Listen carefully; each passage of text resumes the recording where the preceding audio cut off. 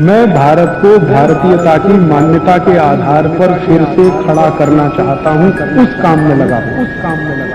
ये पक्का है।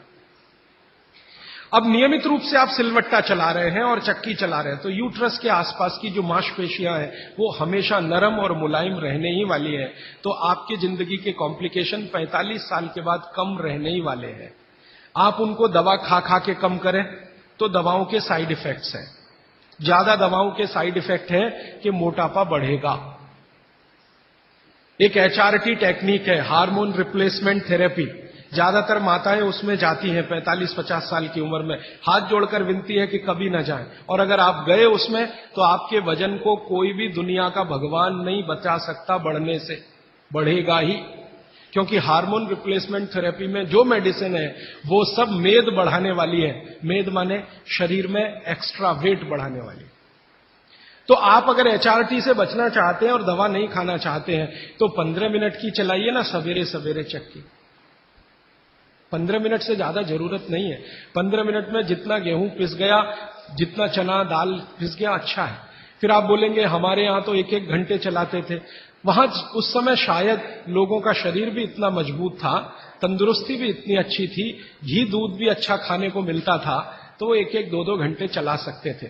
आज के समय को ध्यान में रखते हुए 15 से 20 मिनट भी आपने चलाया, या तो सिलवट्टा या तो चक्की, तो जिंदगी आपकी एकदम सुरक्षित और निरोगी रहने वाली है। तो विज्ञान के साथ रसोई सबसे ज्यादा इस देश में जुड़ा हुआ है। तो 3 सूत्र अभी तक मैंने आपको भागवत जी के बता दिए।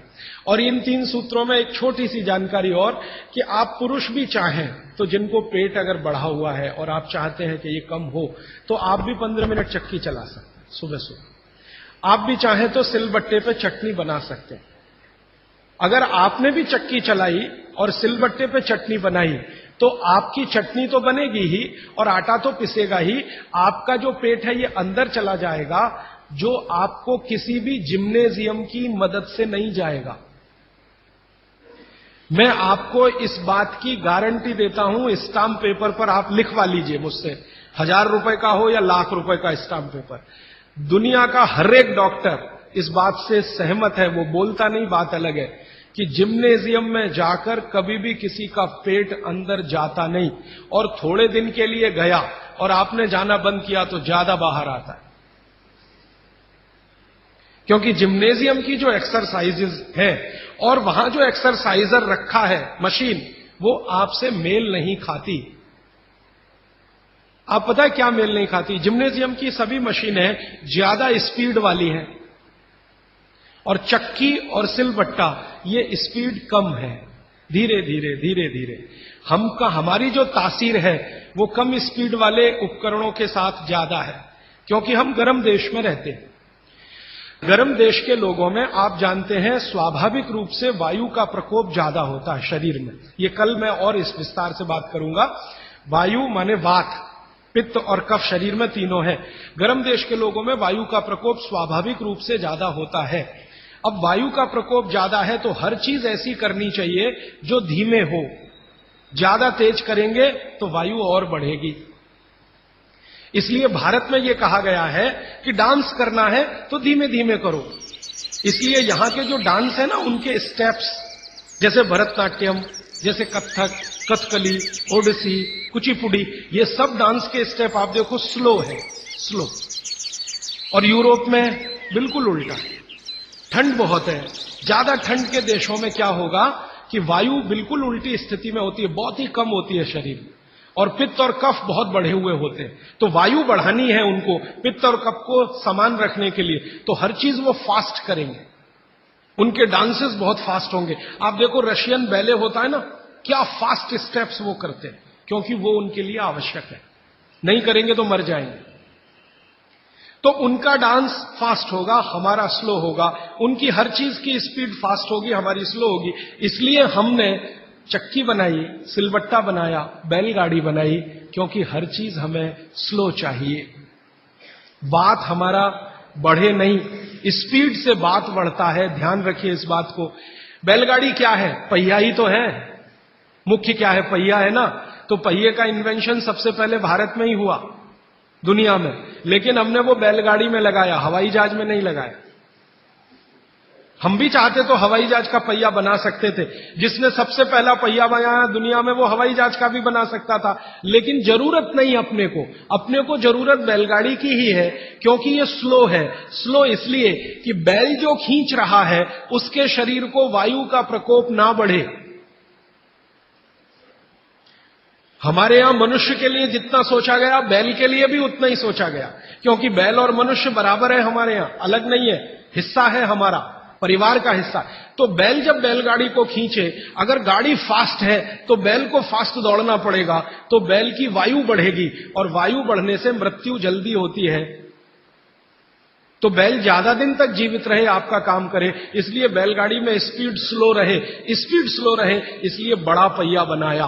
पहिया जितना बड़ा होगा स्पीड उतनी स्लो होगी, पहिया जितना छोटा होगा स्पीड उतनी ज्यादा होगी। नंबर ऑफ रोटेशंस होंगे ना पर मिनट, जिसको आप RPM रोटेशंस पर मिनट, जितने ज्यादा होंगे स्पीड उतनी होगी।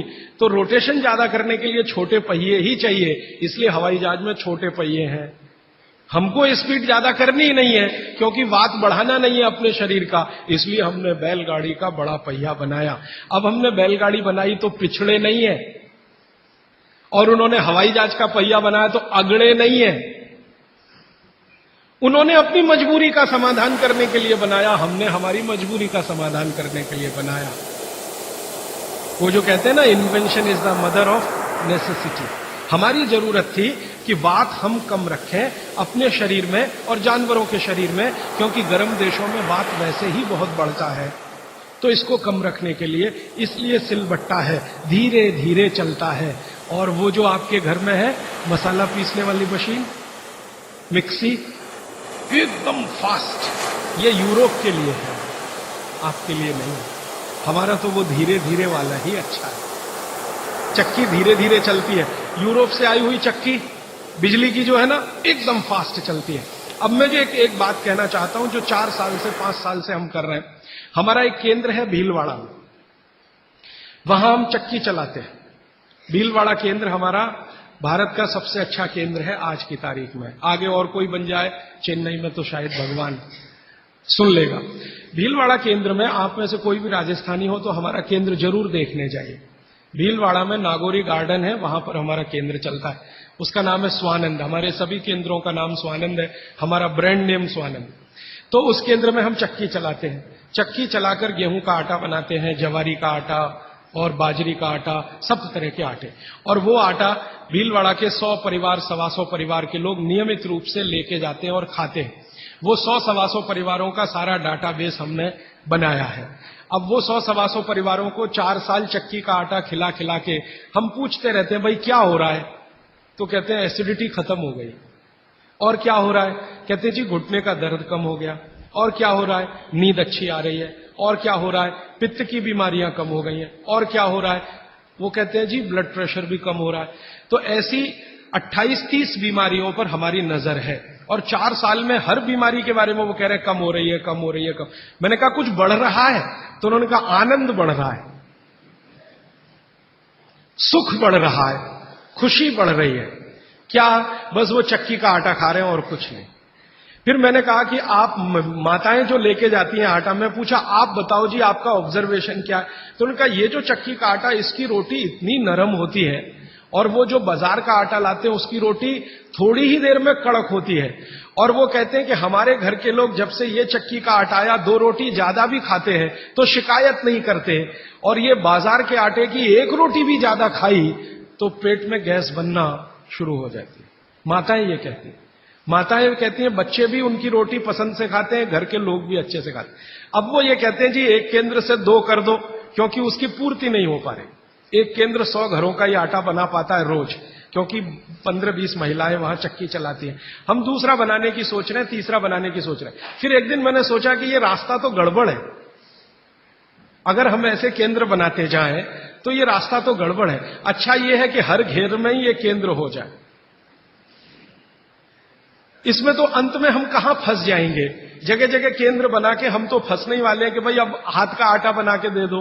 तो ये तो हम बिजनेस में नहीं जाना चाहते। हमारा उद्देश्य ये है कि हर घर में आटा बनाने की चक्की आ जाए, तो अब हमने वहां चक्की रखवाना शुरू किया, आप ले जाओ जी, अपने घर में ये चक्की से आटा बना लो, आप भी स्वस्थ रहेंगे, घर भी स्वस्थ रहे। तो वही मेरी आपको विनंती है कि घर में चक्की वापस लाइए और सिलबट्टा भी वापस लाइए। मसाला पीसना है तो उस पर पीसिए, आपको चटनी बनानी है तो उस पर बनाइए, चटनी का स्वाद भी अच्छा होगा और उसके जो सूक्ष्म पोषक तत्व हैं वो भी अच्छे रहें। और एक छोटी सी आखिरी बात, आज के लिए समय हो गया, आखिरी बात यह है, मैं आपको विनम्रता पूर्वक जो कहना आया वो ये कि आपके रसोई में पिछले 20-25 वर्षों में जो बदलाव आया रसोई में, 20-25 वर्षों में हमारे बीमारियों का सबसे बड़ा कारण वो बदलाव है। रसोई बीमारियों का कारण नहीं है। रसोई तो भागवत जी कहते हैं दुनिया का सबसे पवित्र स्थान, सबसे पवित्र स्थान, लेकिन उसमें बदलाव आ गया। बदलाव क्या आया? पहले चक्की होती थी, सिलबट्टा होता था, अब मिक्सी आ गई, या तो हमने कोई मशीन ले ली, और अब तो मशीनें रोटी बनाने की भी आ गई, रोटी बनाने की भी मशीन हमने ली। तो रसोई घर में जितनी हमने बदलाव लाया टेक्नोलॉजिकल, ये सब बदलाव ने हमको बीमार बनाया, माताओं को तो ज्यादा बीमार बनाया। मैंने पिछले 20 साल की जितनी रिसर्चेज हैं रसोई घर से जुड़ी हुई, इन सबको ध्यान से देखा तो पता चला कि हमने विकास के नाम पर अपने ही घर को बीमार बनाने की क्रिया शुरू की है। और रसोई घर में जितनी चीजें हैं उन्होंने महिलाओं का शरीर श्रम घटाया। जैसे वॉशिंग मशीन आ गई, इसने आपका शरीर श्रम घटा दिया। चक्की आ गई, उसने माने बिजली की चक्की आई, उसने आपका शरीर श्रम घटाया। सिलबट्टे का शरीर श्रम आपका घटा मिक्सी के आने से। हर जो चीज आई है, ओवन आया आपके यहां, माइक्रोवेव ओवन आया, फिर ये फ्रिज आया, इसने आपका शरीर श्रम घटाया। और शरीर श्रम घटाने के लिए नहीं है, भागवत जी कहते हैं कि शरीर श्रम घटाने की एक ही उम्र है, 60 के बाद। जब आप 60 के हो गए तब आप शरीर श्रम कम करते जाइए। 60 साल तक तो शरीर श्रम कम करने की जरूरत नहीं, 18 से लेकर 60 साल तक शरीर श्रम चाहिए ही, शरीर श्रम चाहिए। तो थोड़ा थोड़ा श्रम आप करते रहें। अब तो हमने पोछा लगाने वाला भी मशीन ले आया, झाड़ू लगाने वाला भी मशीन ले आया, रोटी बनाने वाला भी मशीन आ गया, चटनी बनाने वाला भी मशीन आ गया, रोटी को रखने वाला भी मशीन आ गया। अब सब कुछ मशीन आ गया तो आप भी मशीन ही हो जाएंगे। और आप हो गए हैं। पता है मशीन हम कैसे हो गए? जिंदगी का रस चला गया, आनंद चला गया। पहले घरों में काम करते समय जो रस था, आनंद था, वो सब चला गया। कैसे चला गया? मैंने बचपन का मुझे याद है, माताएं बहनें काम करते करते बहुत सारे गीत गाती थी, गीत गाती थी। अब वो काम ही बंद हो गया तो गीत भी बंद हो गए। अब किसी भी मां को पूछो कि 20 साल पहले बच्चे के पैदा होने पे क्या क्या गीत गाए जाते थे, याद ही नहीं है।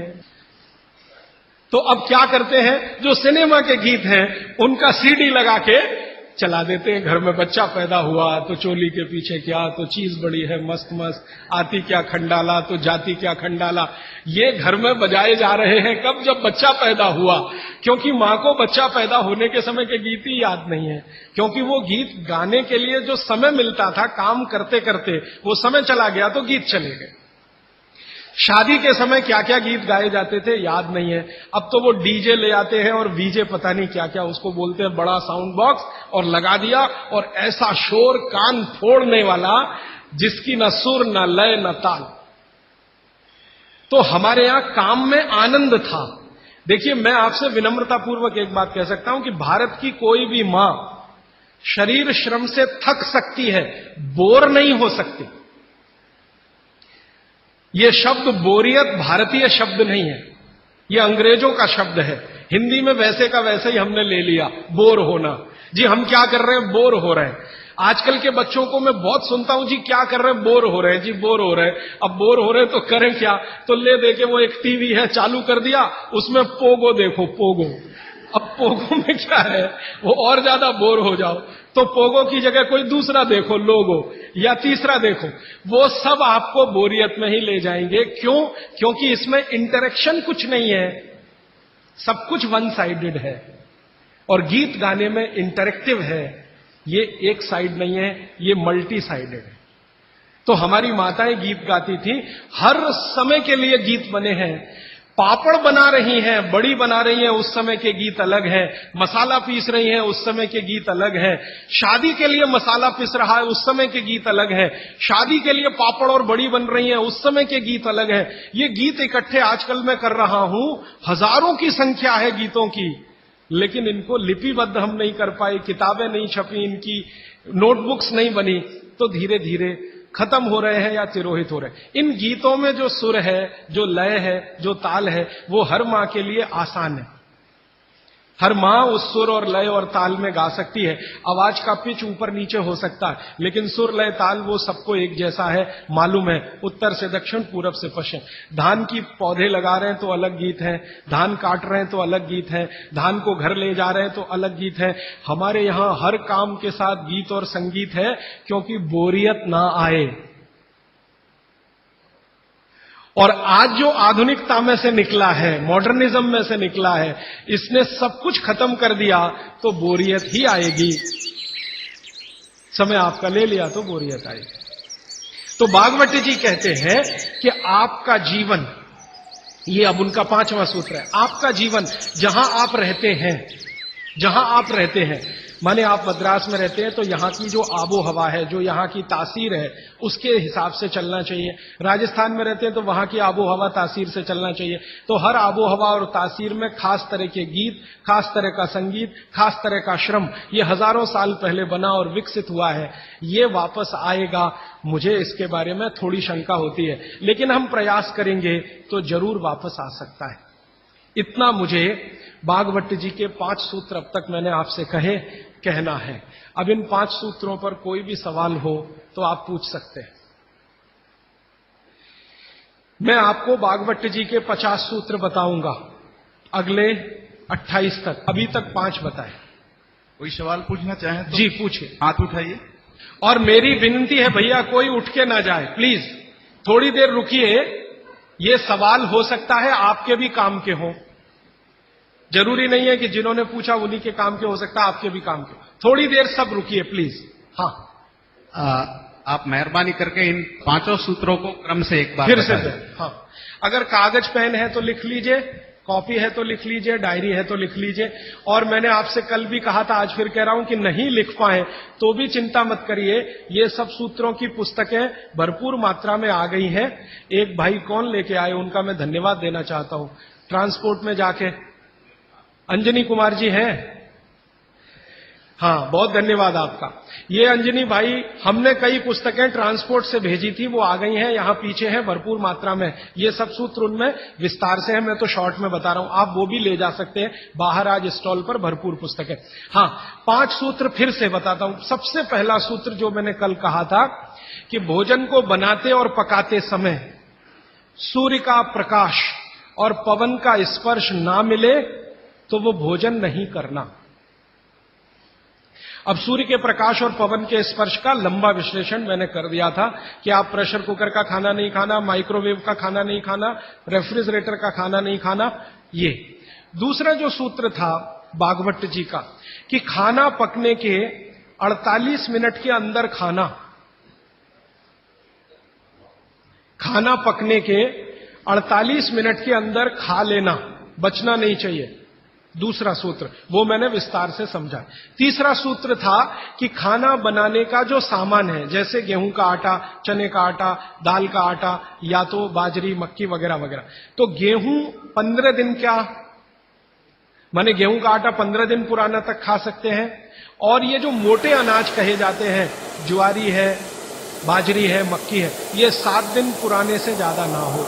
मतलब ये है कि घर में 15 दिन से पुराना आटा नहीं रखना, सीधा सा सूत्र है। हर 15 दिन पे नया आटा आता रहना चाहिए। उतना ही आटा पिसवाइए ना जितना जरूरत है। आप चक्की लाते हैं तो बहुत अच्छा, नहीं लाते तो भी चक्की पर जो आटा पिसवा कर ला रहे हैं वो 15 दिन से ज्यादा पुराना ना, ऐसा आप अपने घर में नियम बनाएं। तो ये तीसरा सूत्र है। चौथा सूत्र है भागवत जी का जो मैंने आपको समझाया कि आप अपने शरीर श्रम को 60 साल की उम्र तक कम मत करिए। मतलब यह है, उन्होंने एक उम्र बनाई है बच्चा जब पैदा हुआ और 18 साल तक उनका एक कैटेगरी है, 18 साल से लेकर 60 साल उनकी दूसरी कैटेगरी है, और 60 साल के बाद 100-125 साल उनकी तीसरी कैटेगरी है। तो भागवत जी का सूत्र यह है कि 60 के आगे की जो कैटेगरी वाले लोग हैं, 60 से 100-125, इनके जीवन का श्रम कम होते जाना चाहिए, उम्र के साथ कम होते ही जाना चाहिए। ये ज्यादा श्रम ना करें तभी अच्छा है, इनको आराम ही करना है। तो 60 से आगे की उम्र वाले श्रम को कम करते जाएं उम्र के हिसाब। 18 से 60 के बीच के जो लोग हैं ये अपने श्रम को थोड़ा थोड़ा बढ़ाएं। 18 से 19 में थोड़ा ज्यादा, 19 से 20 में थोड़ा ज्यादा, 20 से 21 में थोड़े ज्यादा, ये है 18। और 18 से और 1 साल वाले, माने जिनका जन्म हुआ है, और 18 साल वाले, इनके लिए उन्होंने कहा है कि इनकी उम्र जो है ज्यादा श्रम करने की वहां है जो इनको खेलने के रूप में है। आप वो माने कि श्रम है, जैसे बच्चा खेल रहा है, ये उसका श्रम है, तो आप उनको ज्यादा खेलने दीजिए। मतलब यह है कि 18 साल से कम उम्र के बच्चों को खेल कूद ज्यादा करने दीजिए, वो उनका श्रम है। 18 से 60 की उम्र में ऐसा श्रम जिससे उत्पादन भी होता हो। चक्की चलाई तो आटा बन गया, सिलबट्टा चलाया तो चटनी बन गई, माने उत्पादन कुछ ना कुछ हो। तो उत्पादक श्रम 18 से 60 के बीच में कम मत करिए, 60 के बाद इसको कम करते जाइए, और 18 से 1 साल के बीच के बच्चों को उत्पादक श्रम मत कराइए। ये है। और आखिरी सूत्र, माने आज के हिसाब से आखिरी सूत्र, कि आप अपने जीवन में तासीर का ध्यान रखिए, आबो हवा का ध्यान रखिए, वातावरण का ध्यान रखिए जहां आप रह रहे हैं। माने भौगोलिक परिस्थिति, एक शब्द में मैं अगर कहूं तो ज्योग्राफिकल कंडीशंस। तो आपकी जो आबो हवा है इसका ध्यान रखिए। इसका ध्यान कैसे रखना, मैंने आपसे उदाहरण के रूप में कहा था कि भारत गर्म देश है और कनाडा ठंडा देश है। गर्म देश के लोगों में हमेशा वात की प्रबलता रहती है, शरीर का दोष है, अब उसको क्या करेंगे, वात की प्रबलता रहे ही, पित्त और कफ आपका हमेशा कम रहेगा। इसलिए भारत के लोगों को वात के रोग सबसे ज्यादा हैं। भागवत जी कहते हैं कि भारत के लोगों को लगभग 70 से 75% रोग वात के हैं, 12 से 13% रोग पित्त के हैं, और 10% रोग कफ के हैं। कफ के रोग हमारे यहां सबसे कम है, पित्त के थोड़े ज्यादा, वात के सबसे ज्यादा, क्योंकि हम गर्म जगह रहते हैं। तो आप ध्यान रखिए कि गर्म जगह में ऐसे काम मत करिए जिससे वात बढ़े। जैसे मैं आपको एक उदाहरण दूं, माफ करिएगा ये उदाहरण देते हुए, आप दौड़ लगाते हैं, रनिंग, इसमें वात सबसे ज्यादा बढ़ता है। हमारे यहां आजकल एक फैशन आया, मॉर्निंग में दौड़ो, दौड़ना नहीं है, चलना है। चलने और दौड़ने में अंतर आप समझते हैं। दौड़ने में ऊर्जा बहुत शरीर की, गर्मी बहुत शरीर की बढ़ेगी और वात को बढ़ाएगी। वात बढ़ेगा तो ये घुटने बहुत जल्दी आपके थकेंगे। आप देख लो, जितने हिंदुस्तान के रनर है ना, रनर 100 मीटर दौड़ने वाले, 200 मीटर, 35 साल के बाद किसी के घुटने काम नहीं करते, सब बैठ गए। मिल्खा सिंह को मैं मिला हूं, वो कहते हैं यार उस समय जो मैं दौड़ गया ना, अब पता चल रहा है कि उसका क्या असर। परमानेंट डैमेज हो गए हैं दोनों नी जॉइंट्स मिल्खा सिंह के। तो भारत दौड़ने वाला देश नहीं है। माने सुबह आप जाओ तो मॉर्निंग वॉक के लिए जाओ, रनिंग के लिए मत जाओ। जाओगे तो वात बढ़ेगा, बात बढ़ेगा तो तकलीफ आए। तो भागवती जी बहुत गहरी बात कह रहे हैं, जहां रहते हो वहां की आबो हवा और तासीर को ध्यान में रखो। हमारी आबो हवा गर्म है, गर्म हवा में वात बढ़ता है, ये याद रखो। तो वात बढ़े ऐसा कोई काम मत करो। और यूरोप वालों के यहां क्या है, कफ बहुत बढ़ता है क्योंकि ठंड है, ठंड में हमेशा कफ बढ़ता है। तो ठंडी लोग हैं, ठंडे देश हैं, ठंडा आबो हवा है, तो कफ बहुत बढ़ेगा। तो वो उसका ध्यान रखें जो कनाडा में रहते हैं, अमेरिका में रहते हैं, कि कफ मत बढ़ने दो। अब बात ना बढ़े हमारा, कफ ना बढ़े यूरोप और अमेरिका वालों का, तो सारी दुनिया निरोगी। पित्त जो है वो सम में वैसे भी रहता है, पित्त जो है ज्यादातर सम में ही रहता है। तो ये 5वां सूत्र है। तो ये 5 सूत्र मैंने फिर से आपको बता दिया। राजीव जी, आपके प्रथम सूत्र के अनुसार सोलार कुकर कितना उपयोगी है? हाँ, बहुत अच्छा सवाल है, मैं इंतजार कर रहा था कोई पूछे। देखिए, मेरे प्रथम सूत्र के अनुसार सोलर कुकर सबसे ज्यादा उपयोगी है, क्योंकि भगवान भागवत जी क्या कह रहे हैं? सूर्य का प्रकाश, पवन का स्पर्श। अब सोलर कुकर एक ऐसी अद्भुत चीज बनी है या बनाई गई है जिसमें सूर्य का प्रकाश सबसे ज्यादा। तो सोलर कुकर का खाना बहुत अच्छा। लेकिन कौन सा सोलर कुकर?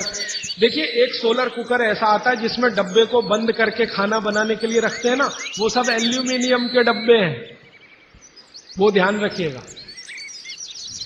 आपने देखा ना सोलर कुकर में वो डब्बे बंद करके हम रख, वो सब एल्यूमिनियम। और कल मैं कह चुका हूं इस बात को कि एल्यूमिनियम दुनिया का सबसे खराब मेटल है जिसमें खाना नहीं रख सकते। तो solar cooker as a technology अच्छी है, लेकिन उसके वेसल्स चेंज करें तो। एल्यूमिनियम के वेसल जब तक है तब तक ये सोलर कुकर का खाना जहर है, लेकिन सिद्धांत रूप में सोलर कुकर भारत के हिसाब से सबसे अच्छी टेक्नोलॉजी है। तो आप बोलेंगे फिर कोई वेसल बदल के उसमें रखिए, पीतल के रखिए, कांसे के रखिए। तो वो ये कहते हैं सोलर कुकर बनाने वाले के टाइम ज्यादा लगता है। मैं उनसे कहता हूं टाइम का बचाने का चक्कर छोड़ दीजिए, क्योंकि यहां टाइम बचाएंगे तो दूसरी जगह जाएगा, हॉस्पिटल में। तो जैसे ही सोलर कुकर में वेसल आ जाए पीतल के, कांसे के, आप उनका जरूर इस्तेमाल करिए। वो विज्ञान के हिसाब से, भागवत के हिसाब से सबसे उत्तम है। जब तक एल्यूमिनियम है तब तक मत करिए। मेरी एक विनती है, आप मुझे सर मत कहिए, या तो भाई कहिए, राजीव भाई कहिए, कुछ भी कहिए, सर मत कहिए। सारे नए इनोवेशन पे आपने हाँ, बोला। हाँ। तो आपने रेफ्रिजरेटर के बारे में बोला, माइक्रो ओवन के बारे में बोला, पर आपने एयर कंडीशनर के बारे में नहीं बोला, because even that gives CFC। उसमें भी CFC छोड़ते हैं। वो मैं अभी पूरा नहीं हुआ, कल और परसों। और परफ्यूम्स बोलूंगा। कल परसों अभी 28 तक ये विषय आएगा।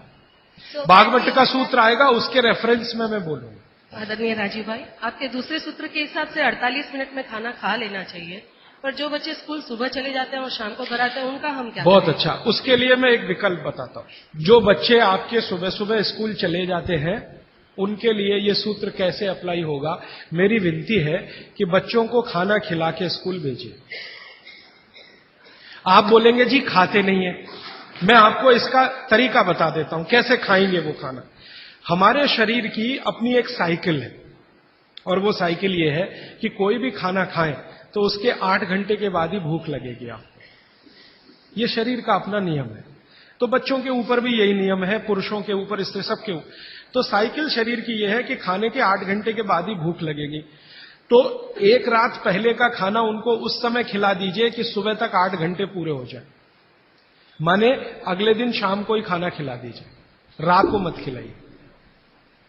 शाम को 6 बजे तक अगर आपने खाना खिला दिया, 6 बजे तक, तो 8-9 बजे तक सोने की नींद उनको आई जाएगी, क्योंकि 1.5 घंटे के बाद जैसे ही खाना पच के रस में बदलता है, बॉडी का ब्लड प्रेशर अपने आप बढ़ना शुरू कर देता है, और ब्लड प्रेशर बढ़े तो नींद आनी ही है, रुक नहीं पाएंगे आप।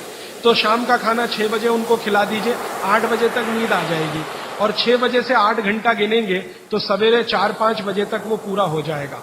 तो 4-5 बजे के आसपास जब वो सोकर उठेंगे तो इतनी तेज भूख लगी होगी कि आप रोटी दाल चावल खिला दो, वो खा के चले जाएंगे। आपको थोड़ा बदल ये करना है कि रात को हम बच्चों को 10 बजे खाना खिला रहे हैं या 11 बजे खिला रहे हैं, उसके 2 घंटे के बाद रस बन रहा है तो 1 बज जाएगा। 3-4 बजे तक आधा खाना पचा, आधा नहीं पचा, सवेरे उठने पर भूख लगेगी कैसे? तो आप शाम का खाना जल्दी खाने लगिए, माने सब लोग जैनी हो जाइए। हाँ, परोक्ष रूप से मैं ये कहता हूं कि जैन धर्म आप पालन करें, वो महत्व का है, धारण करें वो महत्व का है, उतना नहीं है। आप आचार्य श्री को वंदन करें, बहुत अच्छा, नहीं करें तो शाम का खाना तो 6 बजे खा लें, तो आप आचार्य श्री के वंदन से भी बड़ा काम करेंगे। वो आचार्य श्री भी यही कहते हैं, शाम का खाना जल्दी खाओ। तो आप थोड़े जैनी हो जाइए। आपका भी खाना नहीं है, बहुत अच्छा है, लेकिन रात का बंद कर दीजिए। बच्चों को रात का खाना बिल्कुल बंद कर दीजिए। मैं आपको विनम्रता पूर्वक कह रहा हूं, इसको मैं कल या परसों बहुत विस्तार से समझाऊंगा, पूछ लिया आज आपने इसलिए कह रहा हूं। रात का खाना बिल्कुल बंद कर दीजिए, क्योंकि बागभट्टी जी का ये जो पहला नियम है ना, ये अभी मैंने आधा ही बताया। सूर्य का प्रकाश और पवन का स्पर्श हर समय वो कहते हैं खाते समय पीते समय रहना ही चाहिए। अब 6 बजे के बाद तो सूर्य प्रकाश रह नहीं सकता, और आप जानते हैं सूर्य प्रकाश का सबसे बड़ा परिणाम है विटामिन डी का निर्माण। सूर्य प्रकाश में ही विटामिन डी बनता है। तो जब तक ये सूर्य प्रकाश है तब तक खाना खाएं तो विटामिन डी मिले, और बच्चों को विटामिन डी सबसे ज्यादा चाहिए। इसलिए बच्चों को तो रात का खाना बिल्कुल बंद करिए, शाम 6 बजे खिला दीजिए। सुबह 7 बजे जब स्कूल जाएंगे, खूब भूख लगी होगी, उस समय 7 बजे पराठा बना के भी खिलाइए, आलू का भी पराठा खिलाइए, गोभी का भी खिलाइए, कोई फर्क नहीं पड़ता। सुबह के भोजन पे आगे बात करूंगा। सुबह का भोजन जितना हैवी हो उतना अच्छा। गोभी का पराठा, आलू का पराठा, जितना पराठा, पूड़ी, जो पकवान, सब सुबह, सब सुबह। दोपहर का खाना थोड़ा कम और रात का बिल्कुल कम, शाम का बिल्कुल कम। तो बच्चों को भरपेट खाना खिला के स्कूल भेजिए। लंच बॉक्स की जरूरत नहीं है। जब वो घर आए तो दूसरा भोजन कराइए, और शाम को 6 बजे तक तीसरा भोजन। तो मैंने कुछ बच्चों पे प्रयोग किया, शाम का भोजन बंद किया, सुबह उठते ही भूख लगती है उनको। ये तो प्रकृति का नियम है, लगे। सारे जानवर, सारे पक्षी उठते ही खाना खाते हैं। आप देखो, चिड़िया है सुबह सुबह खाने पे लग जाएगी, गाय, बैल, भैंस, बकरी सब सुबह खाने पे लग जाएगी, क्योंकि वो शाम को सूर्य के बाद खाना नहीं खाते। कोई गाय रात को खाना नहीं खाती, खिला के देख लो, जर्सी गाय को छोड़कर। जर्सी भारत की नहीं है, इसलिए उसको भारत का पता भी नहीं है। वो रात को 2 बजे भी खा लेगी, लेकिन भारत की कोई भी गाय, भारतीय नस्ल की गाय 6 बजे के बाद खाना नहीं खाएगी। तो भारत की तासीर ऐसी है, इस तासीर को ध्यान में रखकर रात का खाना जल्दी करिए, सुबह भरपूर भूख लगेगी। और निवेदन इतना ही है कि खाली पेट बच्चों को कभी स्कूल मत भेजिए। खाली पेट तो कभी मत भेजिए। आपने कह दिया जी दूध पी के गया, दूध पी के गया माने एक तरह से खाली पेट, सॉलिड कुछ नहीं है। सॉलिड सुबह सुबह शरीर में जाना बहुत ही आवश्यक है, अगर भविष्य में आप उसको एसिडिटी, अल्सर, पेप्टिक अल्सर से बचाना चाहते हैं तो। हाँ प्लीज। हमारे चिंतकों ने कहा है, हमारे बुजुर्गों ने कहा, हमारे इतिहासकारों ने कहा है कि परिवर्तन ही जीवन है। तो क्या सारे परिवर्तन बेमानी है? अगर ऐसा है, अगर परिवर्तन बेमानी नहीं है, तो ऐसे कौन से परिवर्तन है जिसे हम अपनाएं, और ऐसे कौन से परिवर्तन है जिसे हम ठुकराएं? बहुत अच्छा, बहुत अच्छा सवाल है। देखिए, दुनिया में हर समय परिवर्तन होते हैं, ये प्रकृति का नियम है और यही जीवन है, ये बिल्कुल सही बात है।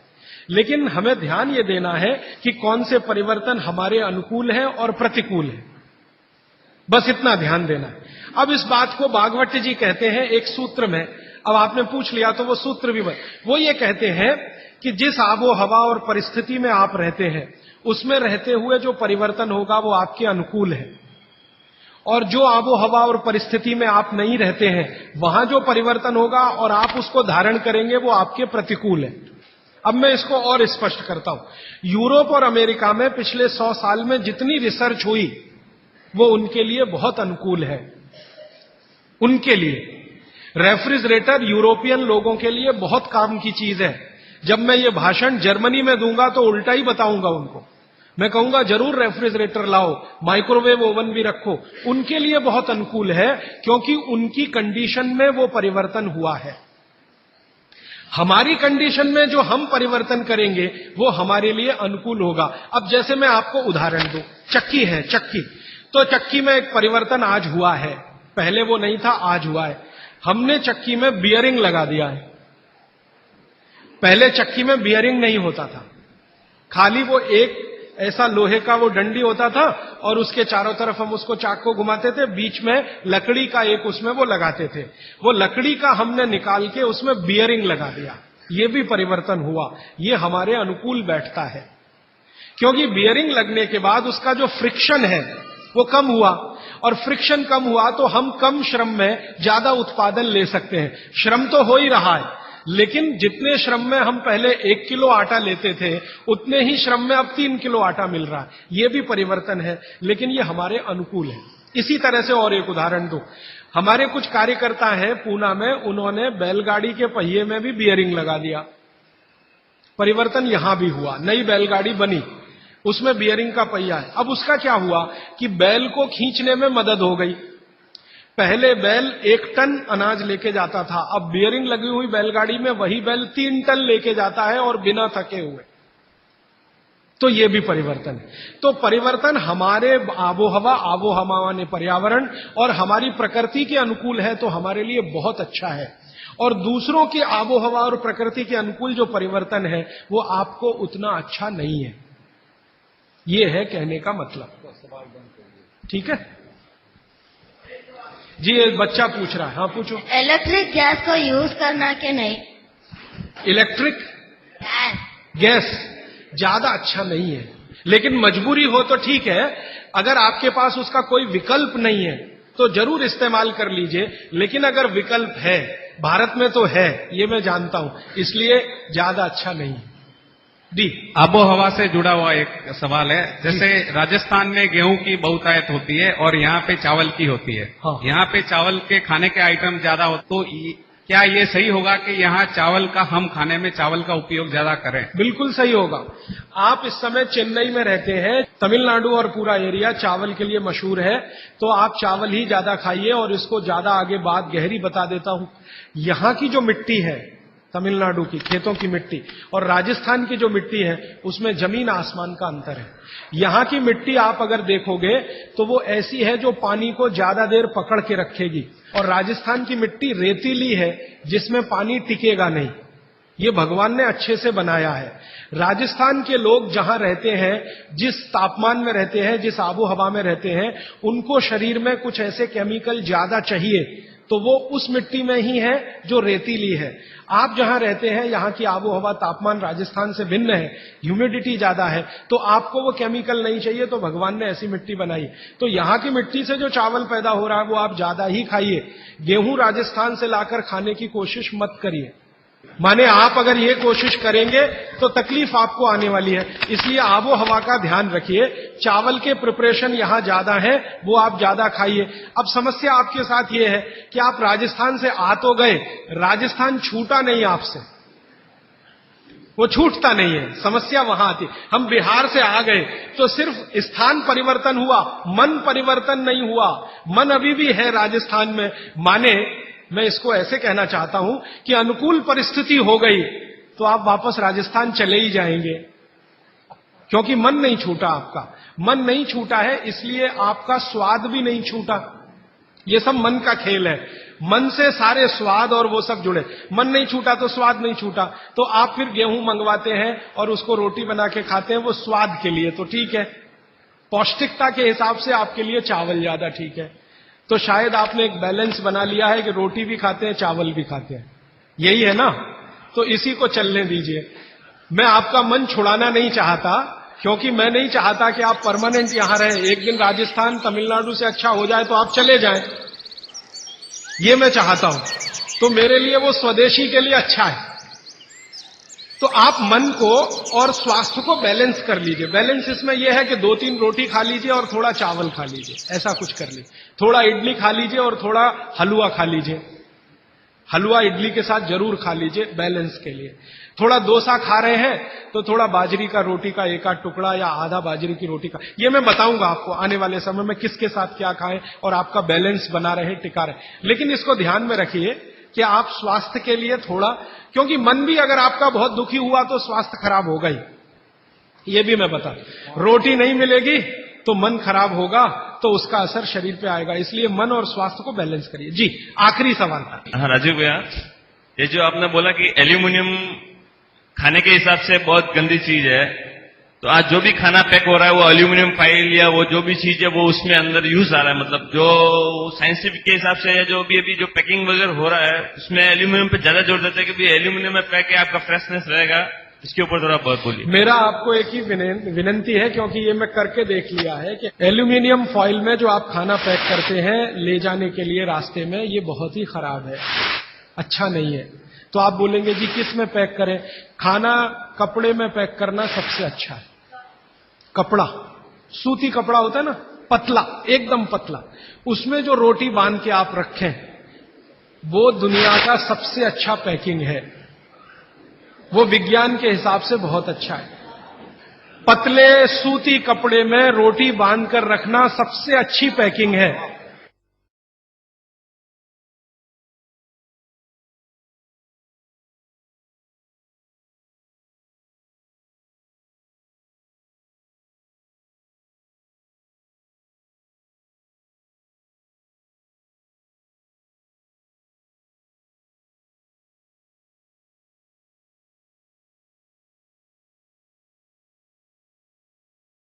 कल तक मैं आपसे जो बात कर रहा था वो अष्टांग हृदयम का एक हिस्सा था जिसमें आबो हवा, तासीर, रहने वाला स्थान, उसका महत्व, वहां की मिट्टी, उसका महत्व वगैरह वगैरह। अब मैं सीधे आपके शरीर पर आ रहा हूं। भागवत जी मनुष्य शरीर के बारे में ये कहते हैं कि ये मनुष्य का शरीर सबसे महत्वपूर्ण है और बहुत प्रयासों के बाद मिलता है। ये आपने कई बार सुना होगा। आपके पूर्व जन्म के बहुत सत्कर्म हो तो आपको मनुष्य शरीर मिलता है। और भागवत जी ने एक जगह कहा है कि आप ही हैं जो मोक्ष धारण कर सकते हैं। ऐसा कहा जाता है इस देश में कि जानवरों में, पशु पक्षियों में और कीड़े मकोड़ों में मोक्ष की स्थिति नहीं आती। मनुष्य योनि ही है जिसमें आप मोक्ष को प्राप्त कर सकते हैं। तो उनकी मोक्ष की परिभाषा बहुत सुंदर है। मोक्ष क्या है? हम सब लोगों ने कई बार अलग अलग समय अलग अलग लोगों से सुना होगा कि मोक्ष ऐसा है, मोक्ष ये है। भागवत जी की परिभाषा बिल्कुल साफ और सरल सीधी है। वो ये कहते हैं कि जो व्यक्ति, मनुष्य, स्त्री हो या पुरुष, कोई भी, अपने दुखों को दूर कर ले और दूसरों के दुखों को दूर करने का काम करे, वही मोक्ष का अधिकारी है। जो व्यक्ति, मनुष्य, अपने दुखों को दूर करे और दूसरों के दुखों को दूर करने का सतत प्रयास करे, उसमें सफलता मिले न मिले, सफलता की बात नहीं कहते वो ये कहते हैं कि प्रयास करे, ईमानदारी से प्रयास करे, तो उसको मोक्ष होता है। माने इस परिभाषा को अगर आप थोड़ा व्यापक करें, दुखों से मतलब क्या, तो भागवत जी कहते हैं कि 3 तरह के दुख सारी दुनिया में हैं। मनुष्य को भी है, हर एक को है। एक तो दैहिक दुख, शरीर का दुख, दैहिक दुख। दूसरा है दैविक दुख, भगवान का दिया हुआ कोई दुख जो आपके शरीर से अलग है। भगवान ने आपको कोई दुख दे दिया, अचानक से आप गरीब हो गए, या अचानक से आपके घर में कोई दुर्घटना हो गई, आग लग गई, धरती कंप आ गया, भूकंप आ गया, आपका घर टूट गया, सब कुछ तहस नहस हो गया, सुनामी आ गया, ये दैविक दुख। और तीसरा और आखिरी दुख है भौतिक दुख। भौतिक दुख में सबसे ज्यादा यही है, गरीबी, बेरोजगारी, भूखमरी। तो वो भागवत जी कहते हैं कि दैहिक, दैविक और भौतिक तीनों दुखों से जो व्यक्ति मुक्त हो और दूसरों को मुक्त करने का रात दिन प्रयास करे, वही मोक्ष का अधिकारी है। आगे के सूत्र में वो ये कहते हैं कि अगर आपने अपने जीवन के तीनों दुख दूर कर लिए और आप दूसरों के दुखों को दूर करने के लिए कुछ नहीं करते, तो माफ कीजिए, आप कभी भी मोक्ष के अधिकारी नहीं हो सकते। हमारे यहां बहुत सारे साधु संत हैं जो हिमालय में जाके तपस्या करते हैं। तो उनकी जो तपस्या है हिमालय की, वो अपने दुखों को दूर करने तक सीमित है। अगर वो वापस हिमालय से लौटकर समाज के दुख को दूर नहीं करेंगे तो किसी को भी मोक्ष नहीं होगा। भागवत जी कहते हैं कि कोई सदगृहस्थ व्यक्ति है, वो स्वामी नहीं है, महात्मा नहीं है, तपस्वी नहीं है, लेकिन अगर वो अपने दुखों से दूर करते हुए दूसरों के दुखों को दूर करने के काम में लगा हुआ है, तो वो कहते हैं कि वो तपस्या करने वाले से ज्यादा बेहतर है, भले ही वो सदगृहस्थ है।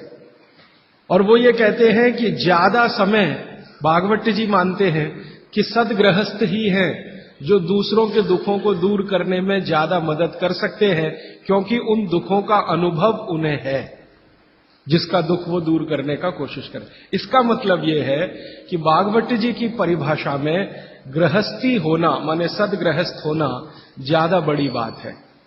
वो साधु संतों के बारे में कहते हैं कि ये सिर्फ अपने दुखों के दूर करने के चक्कर में लगे हुए हैं, भगवान से इनकी जो वार्तालाप है या संवाद है वो अपने तक सीमित है, समाज के लिए सिर्फ प्रार्थना करके बंद कर देते हैं, आगे नहीं बढ़ते।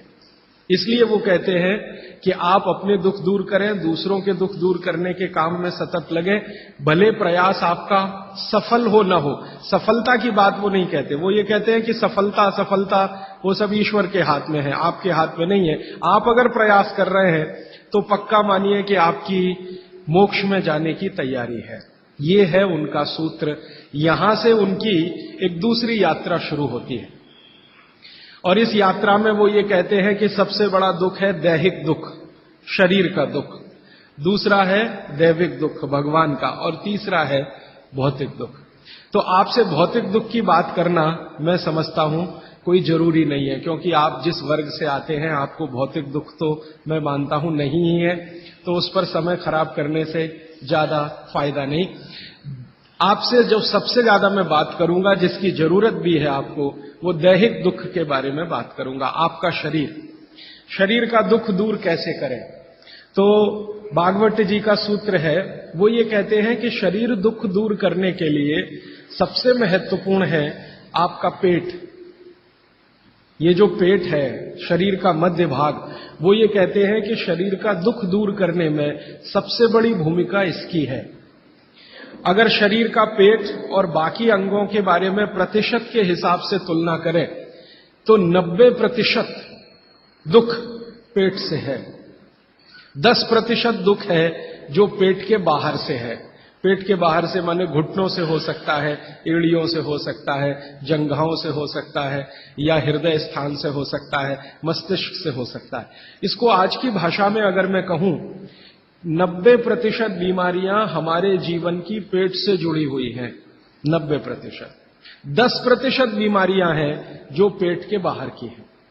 उन 10% में हार्ट अटैक आ गया, उन 10% में पैरालिसिस आ गया, उन 10% में अर्धांग वायु, पैरालिसिस का ही दूसरा नाम है, वो आ गया, एपिलेप्सी आ गई, वगैरह वगैरह, मस्तिष्क की ढेरों बीमारियां। 10% नहीं है बाकी। इस बात को फिर ध्यान दीजिए। पहली बात जो मैंने आपको पहले दिन कही थी कि जिंदगी की बीमारियों में 85% ऐसी हैं जिनको आप खुद ठीक कर सकते हैं, मात्र 15% हैं जिनमें विशेषज्ञ की जरूरत है। अब भागवत जी की दूसरी महत्व की बात हमेशा याद रखिए कि जितनी बीमारियां हैं उनमें 90% पेट से हैं, 10% पेट के बाहर से है।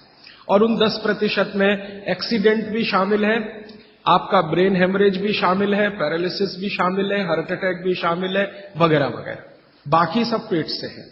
तो भागवत जी कहते हैं कि पेट आपके जीवन का सबसे महत्वपूर्ण अंग है शरीर के लिए और आपको दुख से बचाने के लिए। तो वो कहते हैं कि सबसे ज्यादा ध्यान आपको आपके पेट का रखना है। तो पेट का ध्यान जिंदगी भर आप रखें, उसके लिए उन्होंने सूत्रों की एक श्रृंखला बनाई है। ये सूत्रों का पालन करें तो जीवन में पेट से होने वाला कोई दुख नहीं होगा, माने 90% बीमारियां नहीं होंगी। और ये 90% बीमारियों की संख्या अगर गिनूं तो 148 है। माने आज से मैं जो सूत्र बताने जा रहा हूं, इनका पालन अगर आप करेंगे तो आप अपने जीवन में 148 बीमारियों से हमेशा बचेंगे।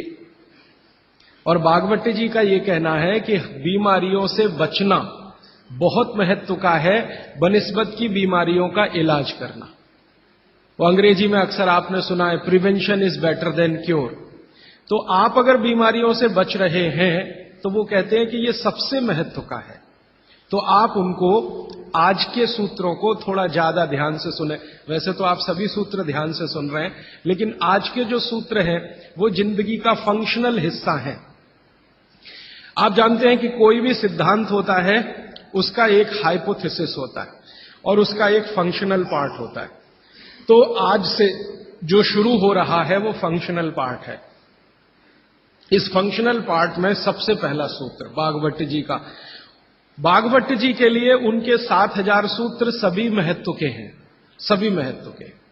उन 7000 में से मैंने कुछ चुनकर निकाले हैं जो मुझे लगता है 2007 के हिसाब से बहुत महत्व के हैं।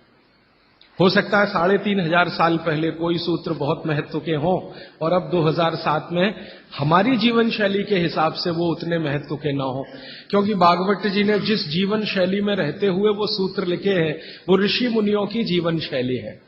आपकी जीवन शैली और ऋषि मुनियों की जीवन शैली में थोड़ा अंतर है। तो आपकी जीवन शैली के हिसाब से मैंने जो सूत्र निकाले और जिनको मैं महत्व का क्रम देता हूं, उसमें सबसे पहला सूत्र, संस्कृत में वो कहते हैं कि पेट जिंदगी भर आपका अच्छा रहे, दुरुस्त रहे। इसका मतलब यह है कि आप जो कुछ भी खा रहे हैं उसका ठीक से आप पाचन करते रहे।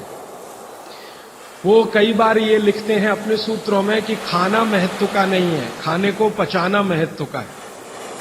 आपने खाने को खाया, ये इतना महत्व नहीं है। जिसको आपने खाया उसको पचाया, ये ज्यादा महत्व का है। क्योंकि भोजन पचेगा तो रस बनेगा, उसी रस में से मांस, मज्जा, रक्त, मल, मूत्र, वीर्य, मेद, ये सब बनेगा, अस्थियां बनेंगी, और वही आपके शरीर के लिए आगे जीवन में काम आएंगे। तो खाया वो महत्व का, उससे भी ज्यादा महत्व का खाया हुआ पचाया। तो वो कहते हैं कि पेट हमेशा दुरुस्त रहे, माने पाचन क्रिया आपकी हमेशा अच्छे से चलती रहे। इसके लिए पहला सूत्र उन्होंने लिखा, भोजनांते विषम वारी। ये पहला सूत्र मेरे हिसाब से, उनके हिसाब से नहीं, मेरे हिसाब से पहला सूत्र भोजनांते विषम वारी। इसका सीधा सा अर्थ है, भोजन के अंत में पानी पीना विष पीने के बराबर है। सूत्र ये है, भोजन अंते, भोजनांते, आप जानते हैं संस्कृत में मिला के कहने की परंपरा है। भोजन अंते माने भोजन के अंत में, भोजनांते विषम वारी। विष समझते हैं आप, जहर, जहर जैसा क्या है? पानी। भोजन के अंत में पानी जहर के जैसा है, विष के जैसा है। ये सूत्र है। अब इसको थोड़ा व्याख्यायित करता हूं ताकि समझ में आए। भोजन के अंत में पानी विष के जैसा है, ये बात वो कह रहे हैं। इसको समझना चाहिए कि क्या कह रहे हैं। सूत्र उतना ही है, समझने के लिए मैं आपको बहुत उदाहरण दूंगा ताकि आप जल्दी पता कर पाए। भागवत जी ने एक सूत्र में ये कहा है कि हमारा जो शरीर है, इसका जो मुख्य स्थान पेट है, इसमें एक स्थान होता है पेट के अंदर, नाभि, लेफ्ट साइड में, नाभि से थोड़ा ऊपर जहां मेरा हाथ रखा हुआ है, इस स्थान को कहते हैं जठर। संस्कृत में कहते हैं जठर, हिंदी में कहते हैं आमाशय। जठर, आमाशय, अंग्रेजी में चाहे तो एपिगैस्ट्रिकम। तो ये जो जठर स्थान है, भागवत जी कहते हैं कि इसमें अग्नि प्रदीप्त होती है, उसी को कहते हैं जठराग्नि। जठर अग्नि, जठराग्नि। तो वो कहते हैं कि जो आपका जठर स्थान है, इसमें अग्नि प्रदीप्त होती है, और भोजन जो कुछ भी आप करते हैं वो पहले जठर में ही जाता है, आमाशय में इकट्ठा होता है, वहां अग्नि प्रदीप्त होती है। वो अग्नि भोजन का पाचन करती है। ये है महत्व की बात। अब अग्नि प्रदीप्त हुई, आपने भोजन किया, अग्नि प्रदीप्त हुई। और भागवत जी इसके लिए एक सुंदर श्लोक लिखा है, लंबा है लेकिन हिंदी में बताता हूं। वो ये कहते हैं कि खाते ही अग्नि प्रदीप्त होती है, ऐसे ही जैसे आप बिजली के स्विच को ऑन करते ही लाइट जलती है। ये ऑटोमेटिक है, अपने आप होती है। आपने रोटी का पहला टुकड़ा मुंह में डाला और जैसे ही टुकड़े को चबाना शुरू किया, लार बनना शुरू हुआ, तुरंत अग्नि प्रदीप्त हो जाती, पहले ही टुकड़े में। तो ये अग्नि प्रदीप्त हुई। अब आप जो भोजन कर रहे हैं, ये इस अग्नि के प्रभाव में पचेगा। तो भोजन के पचने की क्रिया में पहले भोजन रस में बदलेगा। पहले पेस्ट बनेगा, जैसे टूथपेस्ट की कंडीशन होती है वैसा बनेगा, लुगदी जैसा। फिर उसमें से रस बनेगा, फिर रस में से सब कुछ बनेगा। तो वो कहते हैं कि आपने जैसे ही भोजन किया, अग्नि प्रदीप्त हुई। अब ये अग्नि भोजन को पचा रही है, और आपने भोजन पूरा करते ही पानी पी लिया, गट गट गट गट गट गट। तो क्या हुआ? अग्नि शांत हो जाएगी। आपके रसोई गैस में चूल्हा जल रहा है गैस का, और जलते हुए चूल्हे पर पानी फेंकिए तो बुझ जाएगा। अग्नि का पानी से मेल नहीं है, दुश्मनी है। तो आपके पेट में खाना खाते ही अग्नि जल रही है। अब आपने पीछे से गिलास 2 गिलास पानी पी लिया। कोई लोग तो लोटा भर के पी लेते हैं, कई लोग तो भोजन से ज्यादा पानी पी लेते हैं। तो ये जो पानी गया, इसने अग्नि को शांत कर दिया। अब अग्नि शांत हो गई तो फिर भागवत जी कहते हैं भोजन पचेगा नहीं, वो सड़ेगा। अब उन्होंने 20 सूत्र लिखे हैं कि भोजन पचेगा तो क्या होगा और भोजन सड़ेगा तो क्या होगा। मैं सड़ने वाले हिस्से की बात कर लेता हूं। वो कहते हैं कि भोजन अगर सड़ना शुरू हुआ तो सबसे पहले गैस बनेगी, वायु बनेगी, वायु। और ये वायु आपकी जिंदगी हराम कर देगी। और ये वायु की तीव्रता जब बढ़ेगी तो गले में जलन होगी, छाती में जलन होगी, पेट में जलन होगी, फिर और ज्यादा तीव्र अगर ये हो गई वायु तो ये शरीर में जाएगी, घूमेगी, क्योंकि वायु को पकड़ना मुश्किल है, जहां स्थान मिलता है वहीं जाती है। तो ये वायु पूरे शरीर में घूमेगी तो सिर घूमेगा, आपको चक्कर आएंगे, सिर में दर्द होगा, पीठ में भी दर्द हो सकता है, हृदय स्थान पे भयंकर दर्द हो सकता है। कई बार तो इतना दर्द होता है कि आपको लगेगा कि हार्ट अटैक आ गया, लेकिन वो वायु का दर्द है, हार्ट अटैक नहीं। और ये जो वायु बनी भोजन के सड़ने से, इसी वायु में से भागवत जी ने सूची बनाई है कि 103 रोग पैदा होंगे। 103। सबसे पहला रोग है उसमें एसिडिटी, हाइपर एसिडिटी। ज्यादा दिन अगर आपने ये चक्कर चलाया पानी पीने का तो अल्सर, पेप्टिक अल्सर, और ज्यादा दिन चक्कर चलाया तो बवासीर, मूढ़व्याध, भगंदर, ये सब रोगों की सूची है। और अंत का एक रोग है कैंसर, कर्क रोग। 103वें नंबर पर उन्होंने लिखा है कर्क रोग। माने एसिडिटी से शुरू होकर आप कैंसर तक की यात्रा कर सकते हैं। तो वो ये कह रहे हैं कि जिस काम से वायु पैदा हो और वो वायु आपके सड़े हुए भोजन में से निकले, और बाद में भागवती जी कहते हैं, वो भी बता देता हूं, वो दूर का सूत्र है लेकिन यहीं पे ले आता हूं उसको, कि आपका जो भोजन सड़ेगा, इसको ध्यान से सुनिएगा, तभी भोजन में से, भागवती जी के शब्द दूसरे हैं, मैं आज के शब्द इस्तेमाल कर रहा हूं, तभी कोलेस्ट्रॉल बनेगा। सड़े हुए भोजन का ही बाई प्रोडक्ट है कोलेस्ट्रॉल। अगर भोजन का पाचन हुआ तो कोलेस्ट्रॉल शून्य रहता है, वो कोलेस्ट्रॉल जो आपको हानि पहुंचाता है। आप जानते हैं शरीर में दो तरह का कोलेस्ट्रॉल है, एक गुड और एक बैड। अच्छा कोलेस्ट्रॉल माने एचडीएल, हाई डेंसिटी लिपोप्रोटीन। खराब कोलेस्ट्रॉल माने एलडीएल और उसका छोटा भाई VLDL, very low density lipoprotein.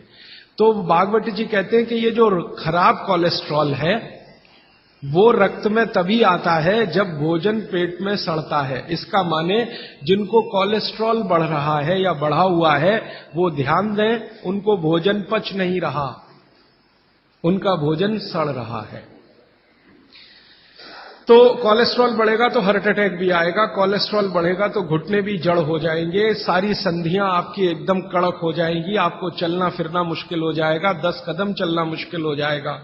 तो वो ये कहते हैं कि जब 103 बीमारियां एक छोटी गलती से आती हों तो वो गलती कभी करना नहीं। माने भोजन के बाद कभी पानी पीना नहीं, ये है सूत्र।